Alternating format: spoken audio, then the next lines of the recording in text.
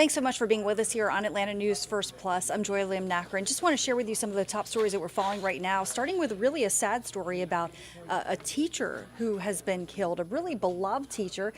Here's a look at his image. So we have learned that the victim of this Sunday morning shooting was 25-year-old Jason Agbaumo. He, again, a beloved teacher at Marietta Middle School. Marietta Schools released a statement this morning saying in part, quote, to his students, Mr. Agbaumo was more than a teacher. He was a mentor, a role model, a source of inspiration. He will be deeply missed by all who knew him. So far, police have not made any arrests or shared information about who may have shot him. My colleague, Rebecca Schramm, has more. It's tough. It's tough for our staff. It's tough for our students. A tough day for the Marietta Middle School family. Mr. Agbaumo, or Mr. O, as he was affectionately known to the students, was just an incredible man. Deanna Brown tells us Mr. O was one of her first hires when she became principal 2 years ago. The 25-year-old was a 2020 graduate of the University of Georgia who taught computer programming and coding. At 3 a.m. Sunday, police responded to Peachtree Street, not far from underground Atlanta, and found Agbaumo with several gunshot wounds. He later died at the hospital. Police believe the shooting was the result of a fight. He was the type of teacher that every parent would want their child to have and that every student wanted in our building. Brown says he would often give up his own lunch if he thought a student would otherwise go hungry, and he brought joy to so many.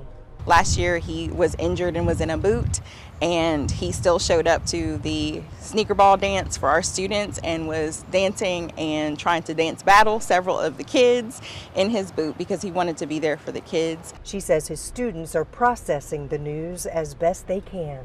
A lot of our students have been writing notes to him and to his family, so we're going to collect those and share those with his family to make sure they know how much he was loved and how much he was admired by so many students here. And our thanks to Rebecca Schramm for that report. Okay, I want to show you the scene now. Look at these flames. So there are fears of a collapse right now after this massive fire ripped through a Northeast Atlanta apartment complex. Those two individuals that you saw on your screen, they have been arrested in connection to that fire. They've been in court today facing a judge. Look at the devastation resulting from that fire. Really a devastating scene. Bridget Spencer has more. The battalion chief here on scene tell us engineers are expected to come out here to inspect the property to make sure that it's safe for some of the tenants to go inside of one of the buildings to gather their belongings. Now, just to recap, the fire actually started late Friday night, just before 10:45, and firefighters are still out here making sure that hot spots are put out. Now, suspects Charnel Gunn and Robert Stokes, they were arrested and charged with criminal damage to property and reckless conduct for allegedly popping fireworks on top of the roof. They could appear in court as early as today. Meanwhile, dozens of people are now displaced, looking for another place to live. And there's also a big concern that Building 1000, where the fire was, could collapse. As you can see, the whole roof is missing. That's crazy. I've never seen anything like it. At this juncture, with the amount of damage and the amount that has collapsed within the center of the building, it is looking like ultimately the building management will have to do some detailed demolition work. The battalion chief says they actually could be out here for a few more days, making sure the hot spots are all put out. If you do travel along Cheshire Bridge or La Vista Road, you might want to be sure that you are prepared to take a detour. In Northeast Atlanta, Bridget Spencer, Atlanta News First. Certainly major impacts from that fire. Thanks so much to Bridget Spencer with that report.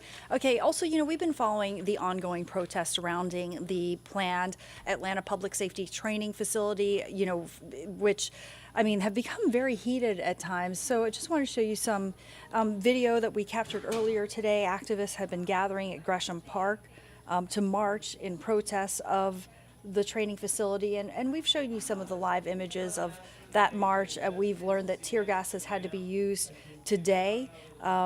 This group actually started on Friday. It's a group called Block Cop City that organized this event. And on Friday, they actually started with, preparing for this march today, just kind of legal education, protest training with those participants. Of course, they are protesting the facility. They, have a lot of outrage against what critics refer to as Cop City. The goal of the center is a place where police, fire, EMS, and first responders can get trained, learn de-escalation and other techniques, but protesters do take issue with the facility due to what they say is a poor effect on the environment.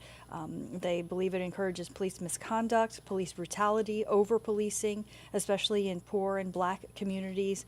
At an event yesterday, we actually spoke with a man who traveled from New York just to be part of the Stop Cop City movement.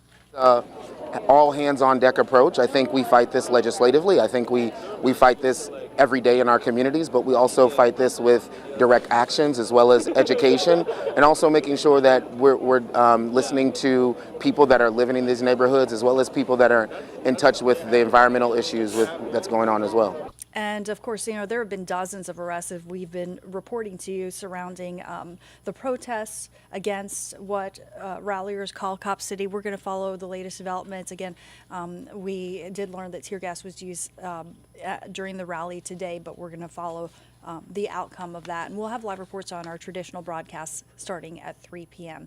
Okay, also want to let you know about a follow-up to a major story that we have been following actually for years here on Atlanta News First, a citizen's arrest gone wrong. So this is a woman who's accusing this citizen's arrest gone wrong. She is facing a Clayton County judge today for murder charges. Back in 2019, police say Hannah Payne witnessed a suspected hit and run, called 911, followed the driver despite instructions not to do so. Police say Payne then attempted a citizen's arrest, leading to a struggle, during which Payne says that she shot 64-year-old Kenneth Herring in self-defense. Today, she's being arraigned on charges of felony murder, malice murder, aggravated assault, false imprisonment, and weapons charges. We're going to follow the outcome of her arraignment as well here on Atlanta News First and Atlanta News First Plus. Okay, also want to let you know that an inmate who had escaped has now been captured. So the FBI says that 52-year-old Joey Fournier is now the last escaped inmate that they need to capture. He and 3 other inmates escaped the Bibb County Detention Center October 16th. Through a broken window and a cut fence. 37-year-old Jennifer Dernard Barnwell was found at a home in Augusta early yesterday morning. Authorities say large amounts of drugs were reportedly found inside of the house. But if you know anything about that final fugitive on the run, you are asked to contact police. Okay, let's talk about liquor store hours and bar hours here in Atlanta. Well, happening today, you can share your opinion about a new proposal that could allow some bars to stay open until 3 a.m., maybe even 4 a.m. And this is something we've been following closely. Remember that Atlanta City Councilwoman Keisha Waits introduced this proposal, what is being called the Atlanta Hospitality Act. Waits is hoping for a change by New Year's Eve. Here's what she says. I had to drop this legislation because there's one more meeting left in the month of December, and the goal is to get this active for New Year's Eve. Okay, so Waits is not confident that a New Year's Eve change will actually happen, but with DeKalb County keeping bars open until 3, she does believe it's worth revisiting the time change. Now, Atlanta eliminated its 4 a.m. closing time back in 2001 after a shooting in Buckhead. Waits says statistics show that closing earlier has not actually lessened crime, and the extra revenue could help fund more public safety officers and equipment. We're going to keep following that, but again, you get your chance to voice your opinion on this tonight. All right, well, thanks so much for being with us here on Atlanta News First Plus. Of course, if you haven't done so yet, really encourage you to download our free mobile news app so you can get updates on breaking news, even weather alerts, localized to wherever you live if you want that, and it's completely free to download. Thanks so much for being with us.